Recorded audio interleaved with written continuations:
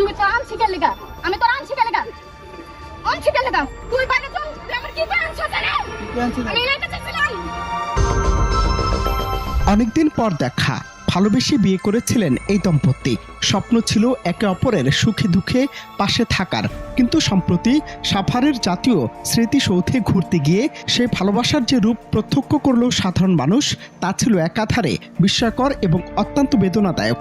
স্ত্রীকে খুশি করতে অভাবের সংসারেও একটু আনন্দের খোঁজে স্মৃতিসৌধে গিয়েছিলেন স্বামী, কিন্তু সেখানে গিয়ে আনন্দ তো জুটলই না, বরং তুচ্ছ টাকার দাবিকে কেন্দ্র করে শুরু হয় এক অনাকাঙ্ক্ষিত লঙ্কাকাণ্ড।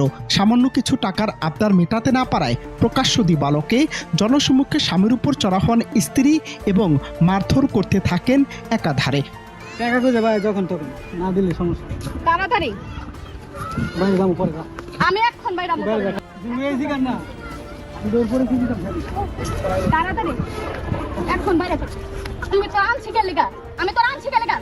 সামাজিক যোগাযোগ মাধ্যমে ছড়িয়ে পড়া সে ভাইরাল ভিডিওতে দেখা যায় স্ত্রী তার স্বামীকে একের পর এক থাপ্পড় মারছেন এবং ধাক্কা দিয়ে অপমান করছেন। অভাবের তাড়নায় টাকার দাবি মেটাতে অক্ষম স্বামী মাথা নিচু করে নীরবে সব অত্যাচার সহ্য করে যাচ্ছেন, যা দেখে নেটিজেনদের হৃদয় ভেঙে গেছে। ভিডিওতে দেখা যায় আশপাশের লোকজন বারবার এগিয়ে এসে কারণ জানতে চাইলেও স্ত্রী কাউকে তোয়াক্কা করছিলেন না, বরং নানা কটুকথা শুনিয়ে এবং শারীরিক আঘাত করে স্বামীকে স্মৃতিসৌধ থেকে জোরপূর্বক বের করে নেয়ার চেষ্টা করছিলেন। আনছি কে লেগা? চল বাইরে চল। একটা দে তুই বাইরে চল, তুই আমার কি করে আনছো জানে? আমি এটা চাইছিলাম। আমি এটা চাইছিলাম। বাইরে চল, বাইরে চল। এই ঘটনাটি কেবল একটি পারিবারিক কলহ নয়, বরং আমাদের বর্তমান সমাজ ব্যবস্থায় পারিবারিক শ্রদ্ধা ও সহনশীলতার চরম অবনতিকেই ফুটিয়ে তুলেছে। ইন্টারনেটে ভিডিওটি ভাইরাল হওয়ার পর থেকেই তোলপাড় শুরু হয়েছে নেট দুনিয়ায়। কেউ কেউ স্ত্রীর এমন আচরণের তীব্র নিন্দা জানাচ্ছেন, আবার কেউ কেউ স্বামীর ধৈর্যের প্রশংসা করলেও তার প্রতি হওয়া এমন অন্যায়ের বিচার দাবি করেছেন।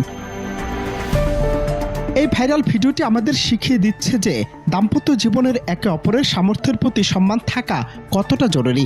ভালোবাসার বন্ধন টিকে থাকে বিশ্বাসের উপর, কোনো আর্থিক লেনদেন বা ক্ষমতার দম্ভে নয়। স্মৃতিসৌধের মতো একটি পবিত্র জাতীয় গুরুত্বপূর্ণ স্থানে এমন দৃশ্য আমাদের যেমন লজ্জিত করে, তেমনি ভাবতে বাধ্য করে যে একজন মানুষের আত্মসম্মান বোধ আসলে কতটা নাজুক হতে পারে। তবে অনেকে মনে করছেন সচেতনতার জন্য এটি একটি তৈরিকৃত ভিডিও, আবার অনেকেই দাবি করছেন এটি একটি সত্যি ঘটনা। তবে এটি কি কোনো কন্টেন্ট হিসেবে তৈরি করা হয়েছে নাকি সত্যি ঘটেছে তা নিশ্চিত করতে পারেনি প্রতিবেদক। অনন্ত হাসান মাসুদ, বাংলা টিভি।